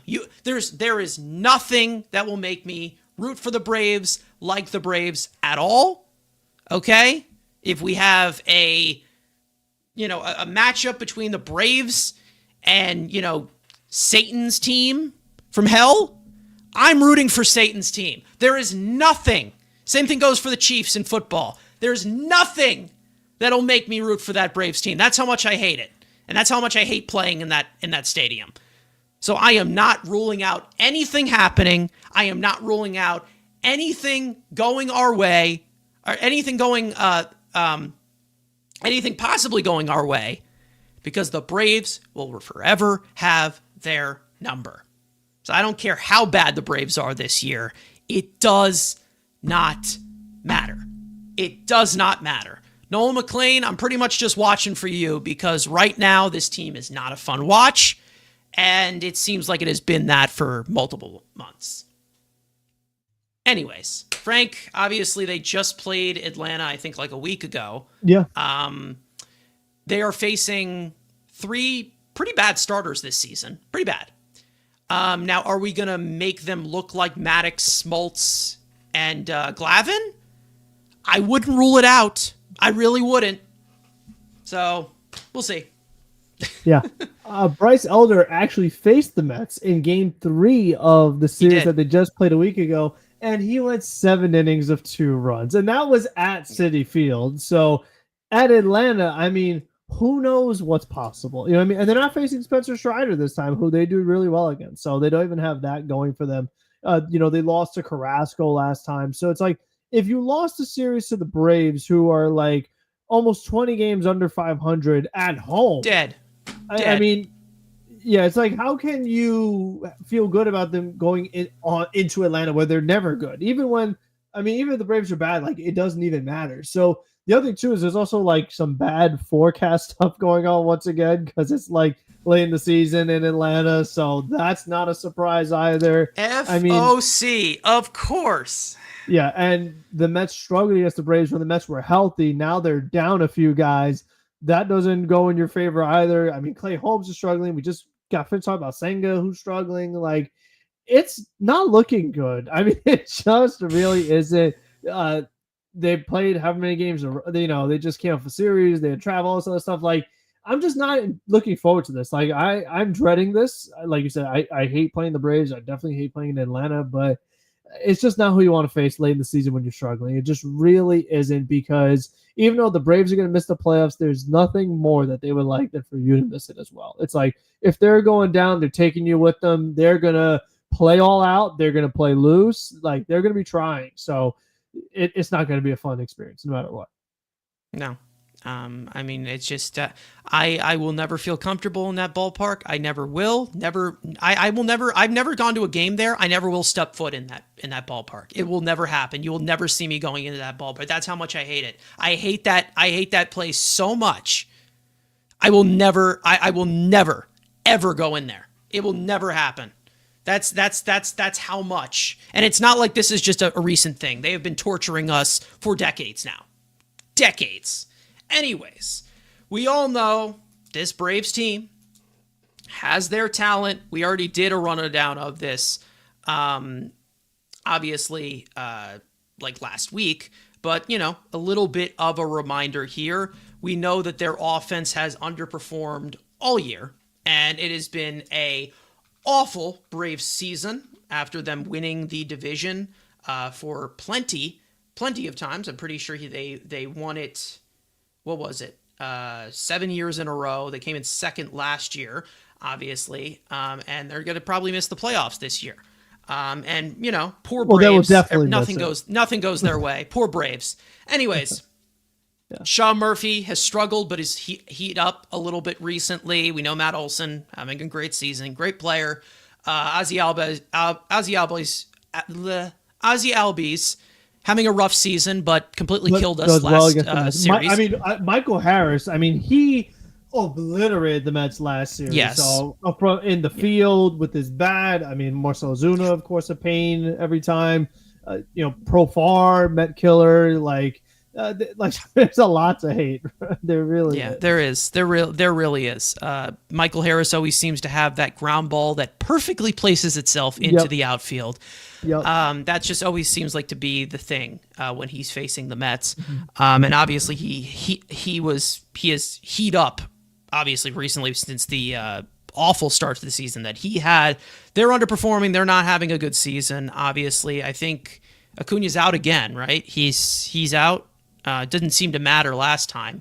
Yeah, I have to check his most recent status, but I mean, like I said, it didn't even matter. They still Even got, Nacho Alvarez got a heartbreaker against us. his in that first series. career RBI. It took him 2 seasons, Yes. but he finally got it, and of course Yeah. it was against the Mets. Like, Yeah, you he got just it can't- before Hayden Sanger did. Yeah. No, yeah, because Hansen got the sacrifice fly, which I mean was actually good Yeah, approach. Like that's he actually, did more than I thought he would. He did more than I thought he would. Right. It's, I mean, Yeah. listen, getting sacrifice fly is not easy for the Mets. So I It's mean, the not fact that easy. Not easy. Singer did it, like that was actually You can kind pay of impressive. you can pay $765 million for a sacrifice fly and not get it. So Yeah. Anyways, that's true. And they have. I'm not so. bitter at all. I'm not bitter at all. Uh-oh. Look out. Anyways, Raciel Iglesias struggled to start the season. Has started to come back to form a little bit. We know they have Aaron Bummer. Dylan Lee has had a really good Acuna's healthy season. now. Who's healthy? Acuna's healthy now. Acuna's healthy now? Nice. Yeah. Cool. This should be fun. And then they've had plenty of relievers that they brought in, plenty of different pitchers that they've been cycling in and out of this season. We know what this Braves team is capable of if they do show up. They are in the most vulnerable spot that they ever have been. They are, going nowhere this year. But when it comes to the Mets, it always just seems like they love to get the upper hand. They just play very, very angry against us. I don't know why. They have Eric Fetty now in that bullpen, who they acquired. Yeah. They got Cal Quantrill, like I said. Yeah, He's they going got to be like a few. Yeah, they got a few guys that deadline. It was very confusing. It was like Carlos do you guys Carrasco know was what already it is? DFA'd. He's gone. Okay. Which hang it up, buddy. Like that. Jeez. Spencer Strider has struggled. The Mets Bryce aren't. I mean, Elder the has Mets not been aren't good this even year. facing Schwellenbach. Like the Braves have all his injuries. Nope. Like no Chris Sale. No Ronaldo Lopez. Like there's no excuse for why they struggle as much against this team. Like it doesn't matter. Like they could have anybody, and the Mets they would struggle. It's crazy. Yeah, nuts. Doesn't matter. It does not matter how many guys are injured. Austin Riley, injured. Yeah. I mean, they have plenty of these guys banged up. Their entire rotation, I think, is just completely dead right now. Just about.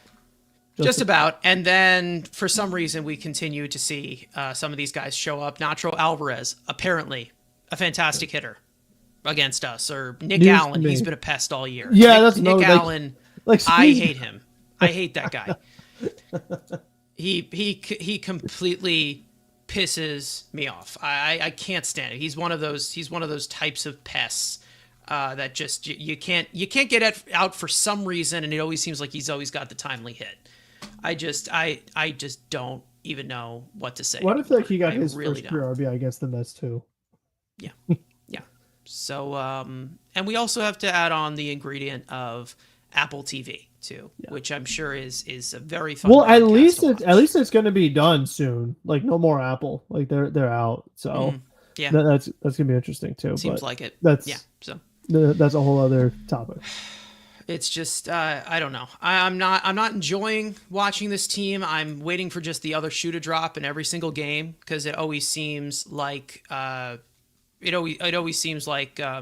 start off well, middle innings pitcher struggles, and then the bullpen either implodes and then the Mets do absolutely nothing. The offense completely stalls out.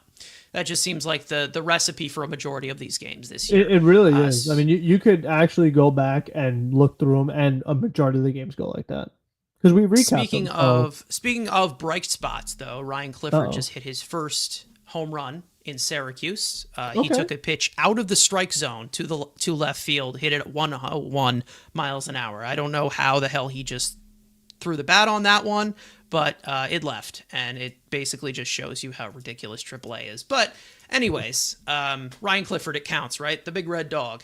Anyways, we're gonna wrap it up here. Obviously, there was plenty to talk about. We were a little out of schedule. I'm surprised we made it below 2 hours. I was surprised. I think we sped it up at the end there. But either way, thank you guys so much for watching, listening. We hope you guys enjoyed the conversation. If you're watching or listening on playback, you want to join the conversation live in the future, make sure to subscribe to the Mets Weekly YouTube channel, turn on post notifications, follow Mets Weekly on X and on TikTok. Frank's post games after every regular season game is instant reactions. Follow all of us individually. The links are in the description.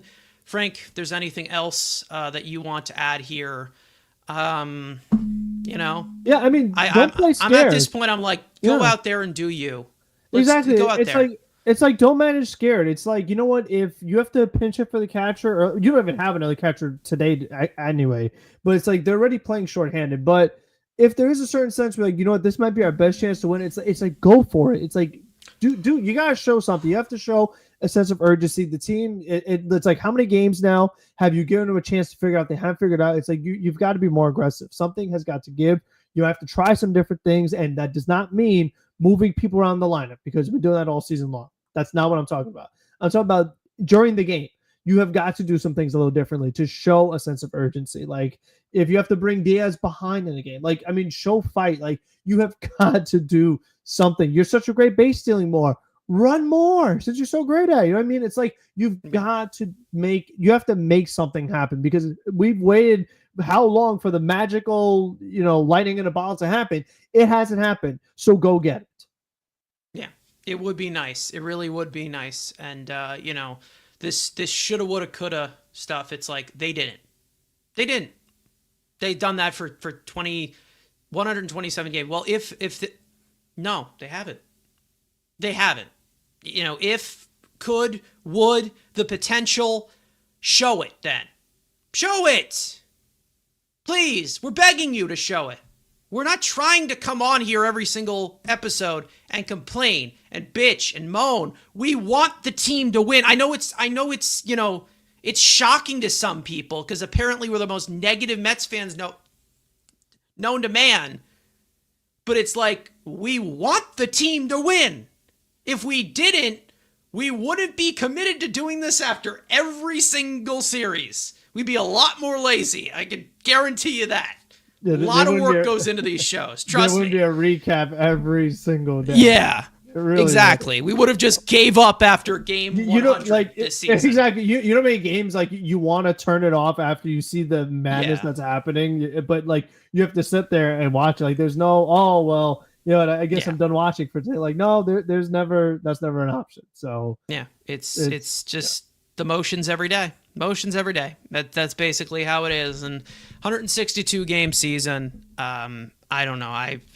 The Mets stretch my patience a lot. They always will. But either way, we'll send you guys out to Atlanta. Obviously, in 15 minutes, the first pitch. It is on Apple TV, obviously. So anybody that has their illegal streaming networks, those are going to be going haywire, obviously. But other than that, let's turn it around. Actually, no, not turn it around. You know what? Just go out there and be you. Just have fun, because, we're all having fun watching this. Let's go, Mets. We will see you guys next time.